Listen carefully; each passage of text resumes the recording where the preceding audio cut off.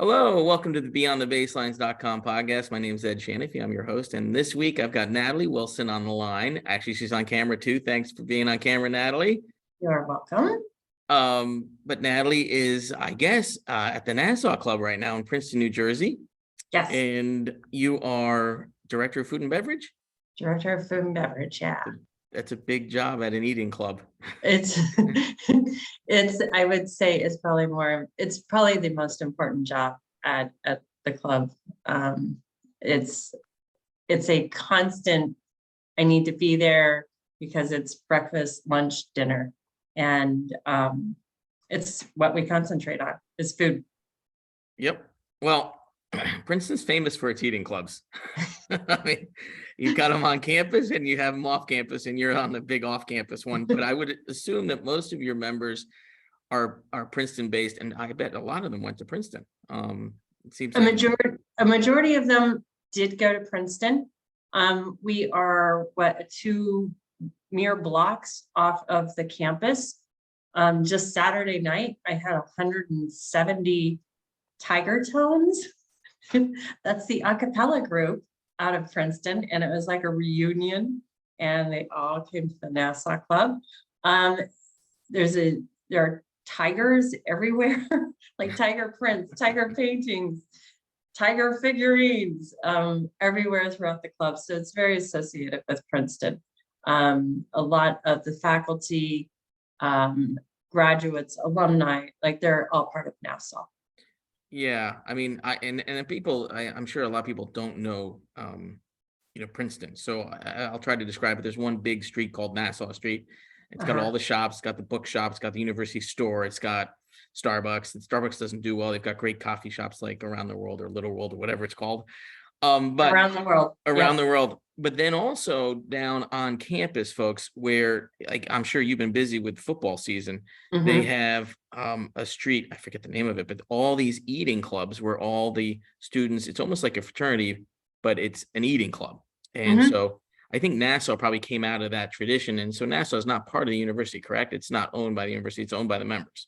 It's owned by the members, yes. And but there's a Princeton membership that's for any faculty that wants to come over, and then there's the theological membership for the Theological Society, which is like kind of in your backyard, as I recall, from where the theological school is. Right, it's like literally in the backyard. Yeah. I had no idea that was such a huge part of Princeton, but it is massive part of Princeton. Like Princeton is a bubble. Like I'm from Boulder, Colorado, and we always joke that Boulder is a bubble. And there's a part of us that gets very anxious when we have to leave the bubble and go out to the rest of the world because Boulder is so perfect. Princeton is like that. Like when I have to leave Princeton, it's like, oh, I have to go, like out on Route 1 and deal to the with turnpike. Come on. Right. So like the rest of New Jersey. One of my members described it best. He's like, you'll understand that Princeton is basically the Vatican of New Jersey. I was like, it is. Totally. It is a beautiful town, beautiful people too. I love Princeton. Spent a lot of time there. We manage a club there. I had a girlfriend that went to college there. So I spent a lot of time in my days at Princeton, and it's a wonderful place. Although I'd never been to the Nassau Club until recently, and I had dinner there before your time. When were you there? I was there last December 2021. Okay. I went there twice, maybe 3 times. I had dinner with my family there one time, and then one night I met members from the club at Pretty Brook, which we manage, and I hung out afterwards and played piano in the back for the staff, and they started dancing. It was kind of fun. Oh my gosh. I don't know if the piano's still there. It's in the hallway on the right as you go back through. Yeah. And that sounds like a very Nassau Club thing to happen. Yeah, I kind of sat down. It was right there. I just started tinkling the ivories. It's we have over 1,100 members altogether. Maybe 600 of those are non-resident, and we will see these people like once a year. And then the rest of them are all residents. It's really impressive. That's a great question, because in management, all of us are taught, even starting as a tennis pro. When I first did my certification, you have to call the person that you're giving the lesson to. You have to say their name 6 times. And then when you get higher up and you become a department head, GMs want you, and the members expect to be called by their names, Mr. and Mrs. So-and-so, Mr. and Mrs. So-and-so. It must be tough when you have 600 members that you don't see all the time, and you're new, obviously, don't know if they're coming in more regularly. Did you concentrate on the membership book and take that under your wing when you started work there at the Nassau Club? It's impossible. Yeah, Yes. I would think To answer your people. question, yes. I keep the membership list at my podium and at my desk. And the funny thing is, there are crossover members. I have 2 members who are also members at the Stanwich Club. So that was easy for me, which is my former club. We should know that Stanwich was your former club where you were the food and beverage manager. Yep. Yep. And so that was easy, but it's the everyday people. Like when I say everyday people, they are everyday people, and I see them, 5 times a week. So you get to know the membership really well. But it's always good to see you, sir. That's right. It's a good way out, right? Hey, it's my. I dislike it so much when I can't remember somebody's name. It's like, gosh, Ed, you should know it. You should know it. You should know it. But I can't know everybody. No. Hey, we're talking about Princeton and how wonderful a town it is, and where it is a university town in New England, like New Jersey, but kind of a New England feel to it. How is that different from? I know you were a GM out west. You're from Boulder, obviously another college town. But you've been a manager out west, I think also in Arizona. I want to say Arizona or somewhere like that. New Mexico, I'm sorry. And how is it different, working in New Jersey at one of these oldest established floating eating clubs in New Jersey, if I was going to quote a Guys and Dolls song? But how's it different from being out west? I mean, what's the main difference or differences? Oh, where to begin? So the membership, when I started at the City Club in Boulder, it was some of the best thinkers we had in Boulder, and we used to call it the Black Sheep Club, because even though Boulder is full of black sheep, these were the blackest of the black sheep, and it's where everybody was accepted, and we, a lot of startups, a lot of entrepreneurs, people who just didn't fit in the mold, right? And what a terrific place to start your career, because you're exposed to just kind of the crazy personalities, crazy in a good way. Like they outside the box. Yeah, they're so outside the box, and they're the people that don't sleep. But these are also the people who are just changing their industries on a daily basis. And then I went to New Mexico, and that was like going back in time, because it's very old boy, but like Western old boy. And there's a difference between the old boys club out east and the old boys club out west. Like, these are the guys who think putting on cowboy boots, that's dressing up. Right. So it's a lot more laid back out west. I had somebody who owns one of the largest oil fields in Texas. And he looked like he just came off of the Grateful Dead circuit. And he would land by helicopter, but you would never know it. And did he play golf? I mean, he was a golfer? Yeah, he was a golfer. Okay. And he threw like this huge party on Labor Day weekend, and he'd invite 100 people, and that's what they would do. And it was a throwdown. But you come out here,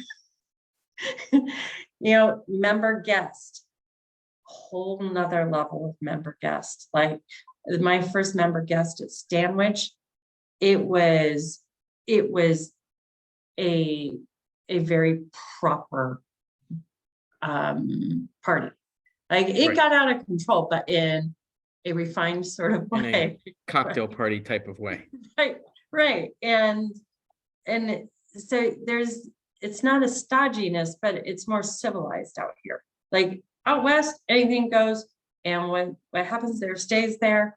Here, everyone's always on their best behavior. It's the same here. You know, I go back and forth between Florida and New England. So I'm up in the Massachusetts Buzzards Bay, Cape Cod Vineyard. I've been up there for 11 years now. So it's like that up there. Down here, it's like Schaefer, the beer to have when you're having more than one. You know, I mean, they're just kind of, you know, different down here, more laid back. Even the New Englanders that come down are affected in a way by the big Grove owners who own most of the town and are also members of the club. So I get where you're coming from, and I didn't know if that happened out west, and now I know. And you know, talking about city clubs, and it's funny now, the CMAA is actually and the Platinum Clubs of America are actually subdividing. They've got the country clubs. I think soon to be divided will be country clubs and then residential clubs, or you know, where you live on campus. And then they've got yacht clubs now, and now they've got city clubs. And I mean, like the Detroit Club is, I think, always the top of the list. Right, Detroit Athletic. Yeah, and the New York Athletic is up there, and you know, the Harvard Club up in Boston, the University Union Club in New York, Lake in Philly. yeah, exactly. So what do you think about the city clubs? Is there a different vibe because there are sports, obviously there's squash, there's tennis sometimes, but what's the general vibe? Is it really revolve around food? And that's what I'm coming to. And the question is, do you think it's more onus on you as a food and beverage director at a city club or at a club like the Nassau Club than it is at a country club where you have other amenities? How do you feel about that? So I think the food and the beverage is secondary.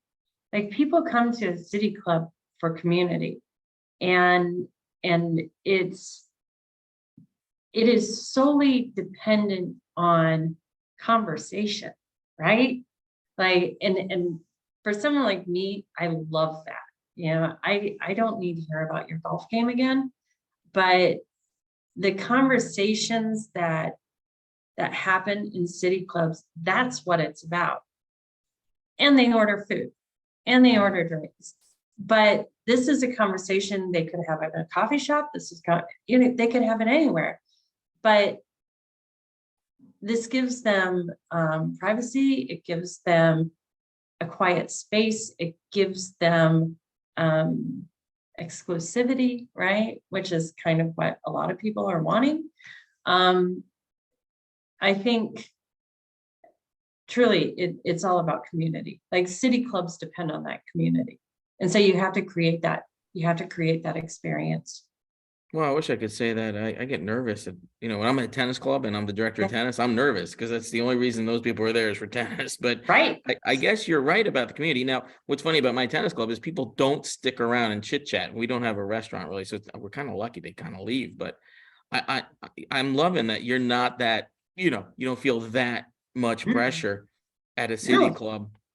No, it's if people aren't, you know, we joke because I spent plenty of time in restaurants as well. We used to joke, we call them campers, right? The people who just sit at the table, and it's like, oh, go put the KOA sign above that table because they're staying the night.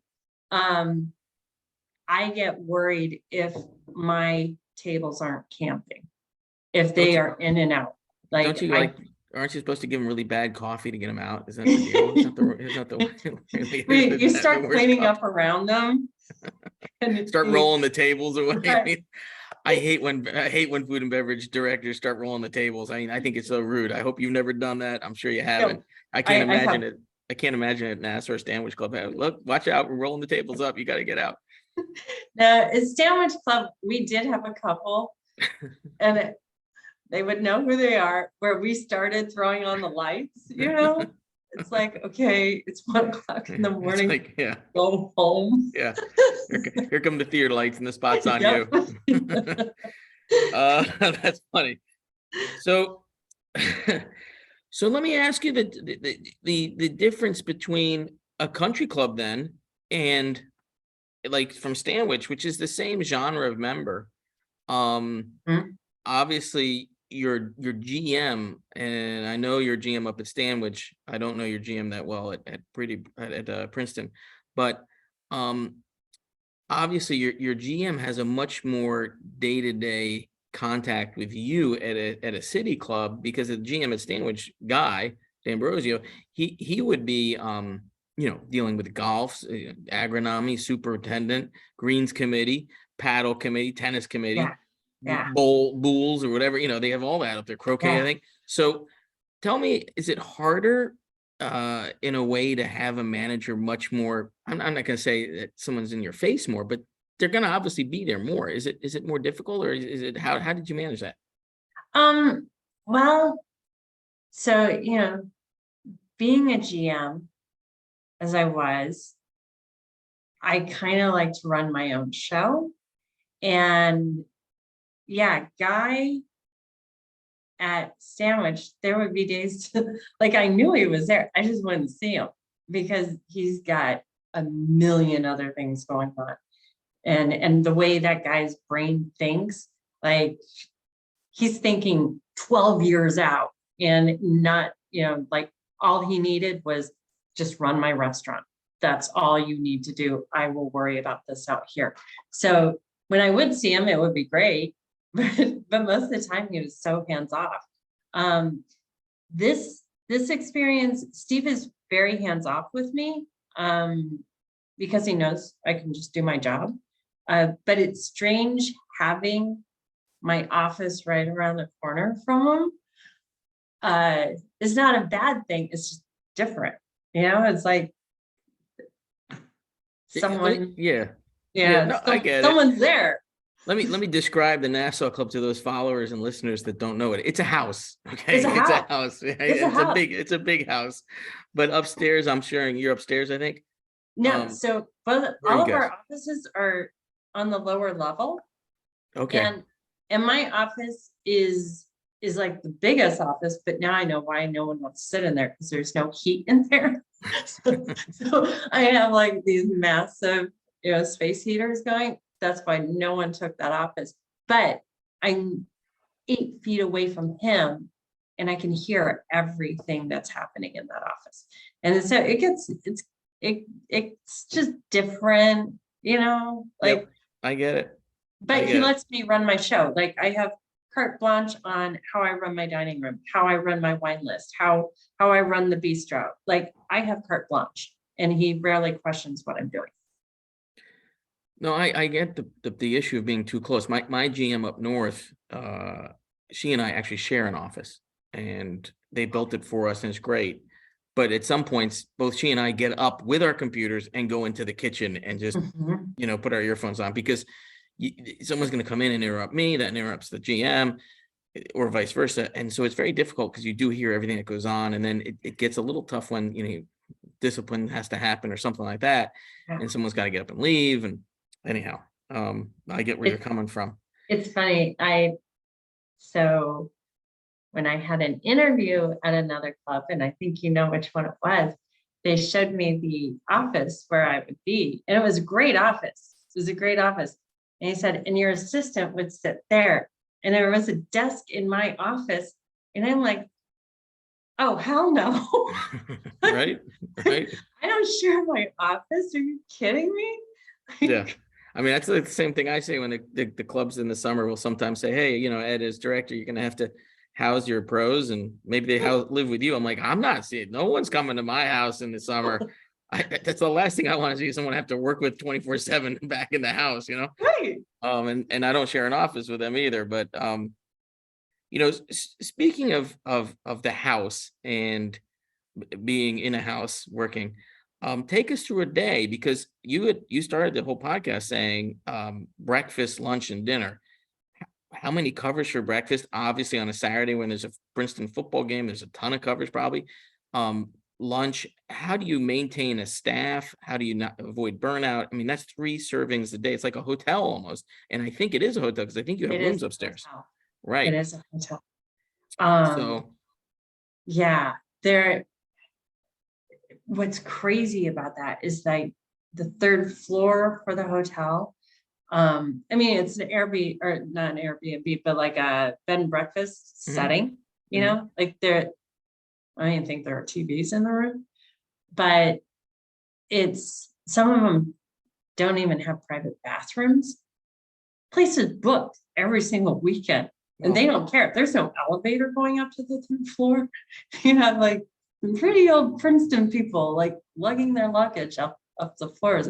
It's funny, but breakfast can honestly be anywhere from 5 people to like 40. You never know, because people don't book reservations for breakfast. And I have yesterday for lunch, I ended up with maybe 80 covers. And for a Tuesday afternoon, that's a lot of covers. That's a lot. And then, you know, dinner, I can have all of my private rooms sold out. And so I'm looking at, you know, a good 150 people, plus my dining room, plus my bistro. So any given night, I can do over 200 covers. I have a staff that is so small, 12 people maybe, and they just do it all. Like, I worry about their burnout. They half of them are related. So, you know, like, so this is someone's cousin, or this is someone's daughter. And that's a Princeton trait. It really is a Princeton thing. And we can talk about the Princeton Waiter Olympics. Do you know? I want to hear that. No, I want to hear about that. Oh my God. Like, I didn't know that existed. So, and it's like such a tight-knit group, and they only kind of allow in people they know. And other than that, it's like my staff is impenetrable. Like, I can't bring someone in from the outside. So if one person calls out, everything gets thrown off. Everything gets thrown off. But we served 170 people the other night with 6 people. Like, we call them fantastic. Yeah. They work so hard. I mean, you have 2 bars there, don't you? You have 2 bars. Yeah. I mean, with 12 staff, I mean, how do you do that? And I will ask you this. I had dinner there last December with my family, and in the middle of dinner, we were talking to your predecessor. And he said, Mr. Shanaphy, and he got my name right. I couldn't believe it. Mr. Shanaphy, I have to go. And I said, what's up? And he goes, oh, there's a leak in the shower upstairs. So he's like the captain on duty as well for the rooms upstairs. Have you had an issue like that too, where you've had to like get pulled away because there's something wrong with the rooms upstairs? Well, I got pulled away the other day because someone was stuck in the elevator. There you go. Same thing. Because it's an old house. And but whether you're in a club or you're in a house, those things will always happen. When I was at my previous position where I was a GM, oh my God, like, that was an everyday occurrence. The roof is leaking. The water heater blew. There's water just spewing everywhere. Yeah, it's the club where I was in New Mexico. I used to keep rubber boots in my office because the kitchen would flood so often. Oh God. Let me ask, this is a great question. So you changed not careers, you've always been in hospitality, and I call this the hospitality industry. Clubs are, you know, I mean, hotels, Airbnb, we're all in hospitality. Yeah. But you've just come from Suburban Golf Club to the Nassau Club. Now at Suburban GM, you got this team of agronomy guys, you know, doing the greens. It's out at 5 a.m. cutting the fairways. I mean, so you've gone from probably a staff of, I don't know, 120, I'm thinking 110. I don't know how many there were there, but from there to a staff of 12. But I mean, there's take me through that. How's that affected you? You obviously get nervous about burnout, but how did you work with a staff so big like at Suburban? I would say, your superintendent, when you have a golf course, your superintendent really does oversee that. And and I would meet with him once a week. And that's where my information is coming from, looking at numbers, that's, first of all, most of them were Portuguese. So I didn't speak Portuguese. I still don't speak Portuguese. So my interaction with them was very minimal, but it was mostly me looking at labor. It was me looking at how much we are spending on fertilizer, how much we are spending on this. That's truly what the interaction between a GM and a super should be. Like, how he manages his guys, completely up to him. That's why he's in that position. I want nothing to do with it. I just want to make sure the numbers are coming in where they're supposed to come in.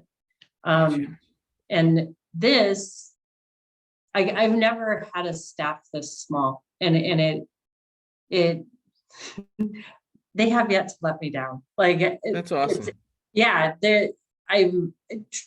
And I do not mean to sound cliche. I am truly blessed to have the staff that I have, because they'll do anything. They'll do anything for me. That's very special in this time and age, because it's very hard to find good workers. Let me take you on a different tangent here. You've obviously been involved in a few searches. I know of one we talked about. We won't go into detail, but talking about workers, a big comment that I've been hearing lately is that A, it's tough to find work, but B, when you talk to the workers and people like you, the pay scale isn't appropriate, and there seems to be a miscommunication, I would call it, between a person in your position or my position and the board. I think the board, a lot of times the board doesn't rate the salary high enough. And I think it's changing slowly, but how have you found that in the industry? Where have you seen that money fall? Has it, obviously you're at Nassau Club now, we won't talk about that, but in your searches, have you found that, sometimes there's a miscommunication or not an effort on the side of the board to understand the competitive pricing? You mean from staffing, not for us? Both. I'm saying both. Um, And I'll preface it that way. Okay. From my standpoint, they don't understand that assistant tennis pros are at, $56 an hour now, where they, Right. And they don't understand that a director of tennis or even an assistant director of tennis at a seasonal club is looking at, a lot of money. And when they go out and set up that job profile and job description with or without a search firm, and sometimes I think search firms are in the camp of the clubs too often. Okay. Totally. Right. Totally. So, and I'm careful when I do a search, I'm careful not to be that way. Yeah. But they don't always do the correct comps. You go buy a house, you go to other clubs and do comps. And the problem is you if you dump somebody in the new job at a lower comp and they see somebody going the other way, oh, look, here's cutie. They see someone going the other way, much higher. That person's only lasted that job for a year before that person leaves on the other side and they jump over there. Yeah, it's, I think boards, for one, yes, the recruiters are working for the clubs, right? I would No say, doubt. yeah, I would say last three, the last three, I've come in under what I know I'm worth,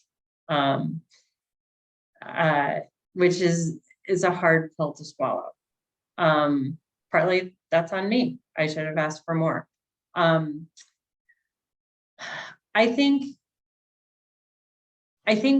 boards tend to look at what we do as glorified servers, like they still look at us as waiters and waitresses, or even like how much, how hard is it to be a tennis pro? Like they just get to play tennis all day, right? Like they don't take what we do seriously. We used to joke at Stanwich that when we die and come back, we all want to come back as tennis pros, because because our tennis pro at Stanwich, like he made so much money, and Guy and I were like, how does he make that much? We're all coming back as tennis pros.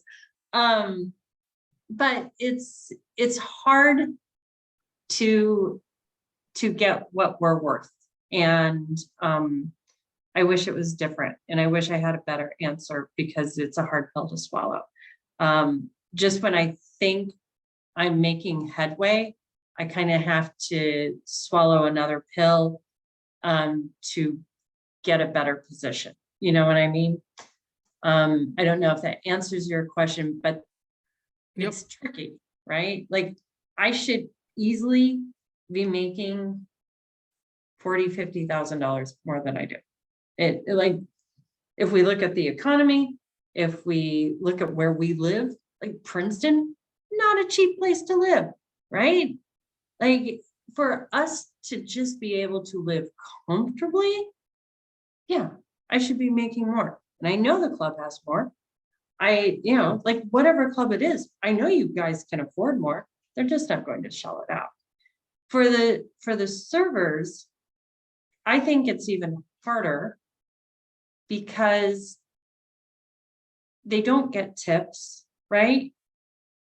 I mean, I've waited tables more times than I can count. And so I have that mentality of a server. I get very protective of my staff, especially when things are demanded from them, like from a banquet manager. And it's like, you do this, you are going to just waste my staff, because I've had to be in that position. They will make $20 to $22 an hour. Okay, that's okay, but they don't get tips, right? And in clubs, like we don't tip them. No tipping clubs, right? Right. No gratuity at the end of the season, but that Right. never adds up to what you would have had through the year. Right. And Right. like, the holiday fund where they all get the giant bonus in December. Okay, so that's $3,000. Like big, I don't want to say big deal, but big deal. I have somebody that I'm interviewing today who works at a restaurant in Princeton, and she only wants to work part-time for me because she's like, why would I give up my $400 nights? Right? So clubs can't compete with that. And the board sooner or later has to realize, like, how do we start to retain staff? Because having a lifestyle is nice, but you have to be able to afford it. They're like, oh, but they don't have to work late nights. They get insurance. They get this, they get, yeah, but they still need money. Yeah. It's funny. I've been interviewing to do another search. And the club is owned by a company. And that GM, it's so different because that GM, I said, I think this is what, this director should make. And they said, add 10K. And I said, we need to add 10K. And they said, because we don't offer health. And, boards of member-owned properties don't think about that. I've never been in a meeting where they say offer another 5 or 10K because this person's on a family. They're bringing a family in for health. Yeah. And those are the things, that come up in those conversations where a search firm is on the side of the club. And I think that's holding back in a lot of ways the salaries and the pay scales for a lot of people in the industry, in the private members group industry. So it's interesting that you have the same feeling. You've gone through a few searches in your day. I've run a few searches in my day, and I find that out. Let me ask you this question. You have to make a city club, and you said this, as a club that you're GM at, or a club that you're food and beverage. It's the members, if it's members owned, and if it's corporate owned too, it's their second home. What are the top 3 things you do to make, and I'm catching you off guard here because I didn't give you this as a preparation question, but what are the top 3 things that you would do, or you do to make someone feel that it's their second home? Oh my gosh. Well, it depends on, number one, how well I know them, or my initial interaction with them. like I met a couple for the first time on Saturday night, and they were so much fun and they love wine. And I ended up spending so much time with that table and just breaking out wine and like, try this, try this. Like having that one-on-one with them, if they're up for it, is my number one thing to do. Because you've talked with me, you know, I can talk to a tree. It's like I can talk all day long. So, but my more reserved members, it's finding that one thing, and especially when you're in this industry, you read a lot, you study a lot, you tend to know a little bit about everything, and having something that I can talk to Mr. Agnew about. I know he reads The Economist, so I talk to him about The Economist. You know, it's picking those the little things that I know will show that I actually care about you, I remember you, I'm interested in you. I don't know if I could name 3 things, because everything else, you hit that one thing, everything else will follow. You know, Right. that's it's the member experience. It's what Guy always taught me. You create that member experience, the rest falls in line.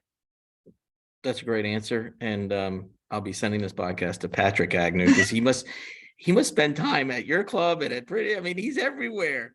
I mean, when he's everywhere, Mr. Agnew. I'm going to send this to you. He's hilarious. I love him. He's a great member. It's like, and not at Nassau Club. He's at the Club Pretty Brook, where I'm manager. Right. It's like I will be walking down the street in Princeton. I'm like, oh, there's Mr. Agnew. Like, this guy is just everywhere. But he's One day, and this is how members react, you know, when they like what you do for them, and it goes both ways. He followed me out of the driveway and stopped me in downtown Princeton and said, "Hey, Ed, you want to come for a pint at my house?" Because I had mentioned that I was going to go out for lunch, and he just thought he'd ask me for a pint. I thought it was so nice. He's such a He came into my office the other night, and he was going to a dinner party, and he wanted to take some wine. He wanted to show off at this dinner party, and what he was offering to buy, I was like, no, that's not going to be like, no one's going to be like, wow, what in the hell did you just bring? You know, like, I'm going to make you the cool guy at the party. And I gave him something out of my personal stock that is really cool and just progressive in winemaking. Hold on, I have to stop my cat. Oh, that's okay. I'm gonna set up my other question for you. And he reported back, he's like, everybody drank the wine as soon as I walked in, and they loved it. That's like, yes, there you go. And he'll remember that. Of course, those are the things that make you a second home.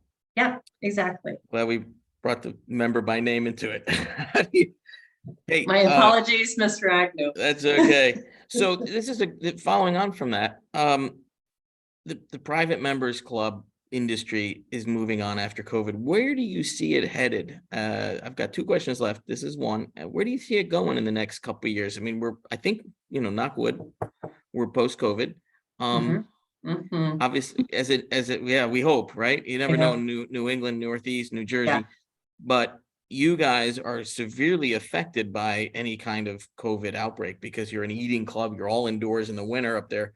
But that aside, where do you think you're going to head as an industry? Where are we going? I think everybody's fatigued, and the governor from Colorado, I think, said it best over the weekend. I heard an interview with him. It's kind of your responsibility to take care of yourself, and it's up to you. And I think that's where the industry is going to be. Like, we will leave it up to our members, because we discovered during COVID that even though the outlets may have been closed, some states still allow golf. That was refuge for people. So it kind of circles back to it being a second home. Like, membership has increased in clubs across the country since COVID, and I think it will continue to be that, because it's even most clubs that I know during COVID, they had takeout programs. Like, nobody's shut down completely. Everybody had a takeout program. So there was still that feeling of, well, we can still go to the club and grab dinner, even if we can't. And Nassau set up the front yard, so people could eat outdoors. And so, should that happen again, we have that option. Stanwich was takeout, but it was still function. I think we will adjust as time goes on. I think you're right. I think, wait lists are still strong. Yeah. And I think COVID may come back, may not come back, but I think the clubs have had a revival. And and as you say, they were a second home, and now people see people using them as a second home, and they want to have that home too, keeping up with the Joneses. Final question before I ask about the waiting on tables Olympics. I think you said some waiter Olympics. Yeah. But that's gonna be the last question. Final question is about mentoring. And I know one of your major mentors was Guy D'Ambrosio there at the Stanwich Club. I have a special mentor. His name's Paul Bertilli. He was my director up at Edgartown Yacht Club. He was the best director I've ever seen, and I model a lot after him. I'm sure you model a lot after Guy. I do. But how exactly, right? How do you take what you gleaned and learned from Guy, and this is something I think about myself all the time, and bring that to your mentoring of your 12 staff at the Nassau Club? Because you're a new face there. They're related. They've been there for a while. How do you take what you want and how you think you should mentor someone and do that with such a tight staff? There are standouts among a staff, right? And there are people who will soak up information like a sponge. And I have 3 or 4 people who are really interested in wine. And that feeds me every day. Like, what else can I do for them? So, you have your people who just come in every day, they punch the clock, and it's their job, right? You grab on to those that who really want to learn, and you lead by example, which is what Guy did. You be that presence for them, and you constantly are feeding them. It's the other day, and I don't even know if anyone took it, but I broke down all of the AVAs in California and with their soil types and the type of varietals they grow in each AVA. And it's like, here's information. We'll drink and we'll talk about all this next week. Yeah, it's if they just grab a hold of like an 1/8 of that information, that's terrific. That's terrific. I mean, I always call Stanwich the boot camp. Like, if you want to go learn how to be a GM, how to throw an event, how to throw a member guest, anything, go to Stanwich and spend the weekend there, and you will not come out the same person. I try to do that every single day. It's like, what little bit of information can I throw at my staff that someone will grab it? Someone will grab it. And great answer. My hat off to Guy. He is, there's a good spot in my heart for Guy. Yeah, I've got the same for Paul Bertilli. It's I call him once in a while when I'm stumped. I still give Paul a call up there on the 508 number and say, "Hey, Paul, I got one for you here." And I'm sure you do the same with Guy. So this is it's truly a horrible story, and I probably shouldn't even tell it. But when I was at Suburban and I just left Stanwich, and Guy and I would talk probably about every other week. And I had a caddy die while he was at the club. And my first thing I did was like, call Guy. He didn't answer. So I start texting him and I was like, you didn't cover this in boot camp. Like, what the hell am I supposed to do? Come to find out, he's with Corey Chow dining somewhere in New York City. And I was like, oh my God, like, that's great, Guy. What do I do? Right. Didn't cover this in boot camp. So yeah, those mentors are the best. And your position now, you are a mentor, and we have to always remember that. As you say, every day we have to remember that and offer that tidbit or that bit of advice, or make sure that they realize what you're doing so that they can go do it when they leave. So to finish off, I want to go back to a nice happy subject, which is the Waiter Olympics in Princeton. Could you please explain what that is and how it works and what's involved? Well, I do know that this was pre-COVID, and I would like to see it return. So Palmer Square, right? Nassau, isn't that the Nassau Inn right there, Palmer Square with the big tree? So Palmer Square is when you walk towards like when you're going down Nassau, and where the big German building is that has the Hamilton jeweler there? Yeah, turn left there. Yeah. So you go down in there and that's the square. Right. Well, there are hills that go up and down the square. They would have the waiters, and waiters have been at restaurants in Princeton for like 20 years, like they don't leave their jobs. So in the spring, they would pack trays full of martini glasses, fill them up, and they would have these guys race around the square.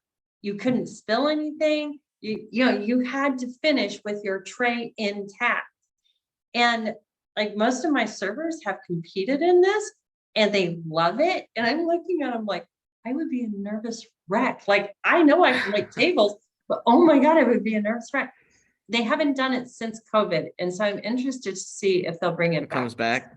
Yeah, which it should, because like they all love it. They all love it, which is kind of crazy. I'll have to say, next time I walk into Witherspoon's, I'm going to see who's done it. Like, have you done the Waiters Olympics? Yeah. I'm going over to Agricola or whatever that place is on that street.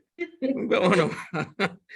That's hilarious. Yeah. One of my servers said, I made it like a quarter of the way through. Most of my glasses ended up falling off the tray. I just dropped the tray and said, the hell with it. I'm not doing it.